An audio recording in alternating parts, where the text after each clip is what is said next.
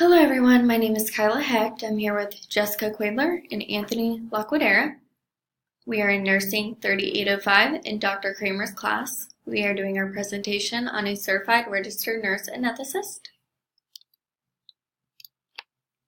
A Certified Registered Nurse Anesthetist, which is CRNA, administers anesthesia for all types of surgical cases, whether it be in a hospital setting, a doctor's office, or a dentist's office. We chose this profession for the high autonomy and the professional respect that they have. They also have such high load of responsibility. The job outlook predicts a 31% growth over the next decade, which is much higher than other health professions. Alice McGraw, who was born in November 1860, is often referred to as the mother of anesthesia. They started using anesthesia back in the Civil War. You have to be a licensed registered nurse. It's one of the requirements and qualifications. You also have to obtain a bachelor degree in nursing and have at least 1 year experience practicing as a registered nurse, such as intensive care unit, critical care unit, or even the emergency department. You have to be able to stabilize your patients if anything happens. You also have to go to accredited nurse anesthesia program, and that could be 2 to 3 years long depending on what school and what program. You also cannot work while you are in school. And upon graduation, you must complete the National Nurse Anesthesia exam, and you must recertify every 2 years. The major responsibilities of a CRNA are to manage the patient's airway and to administer and recover anesthesia.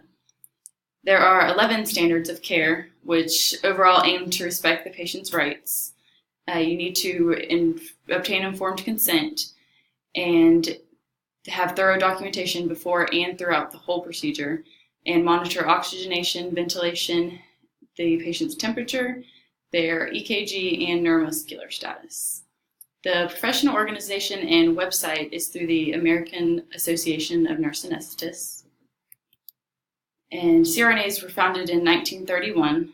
They give nurses the opportunity to advance their career and responsibility while providing a specialized level of care. Within the healthcare reform, the CRNAs provide highly educated, cost-effective anesthesia in a wide variety of healthcare settings on a cost-effective basis.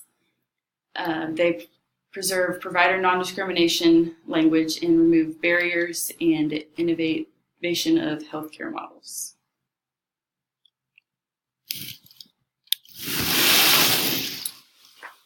Healthcare economics.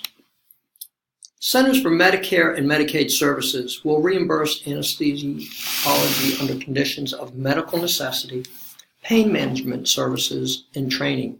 They will not, however, reimburse for elective surgeries such as cosmetics. CRNAs also carry their own malpractice insurance.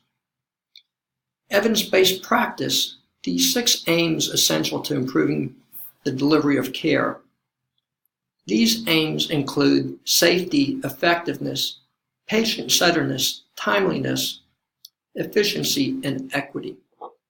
The legal issues for this role include the CRNA carrying their own malpractice insurance. CRNAs are responsible for their own scope of practice, and the surgeon is only liable when the surgeon participated in the negligence or the surgeon controlled the performance. In conclusion, with the constant changes in healthcare, CRNAs will play an important role with the expected demand. CRNAs will help to ensure safety and cost effectiveness. CRNAs can provide all types of anesthesia for all patients of all ages in all procedures and all healthcare settings. They are highly educated, cost effective, and assume liability within their scope of practice.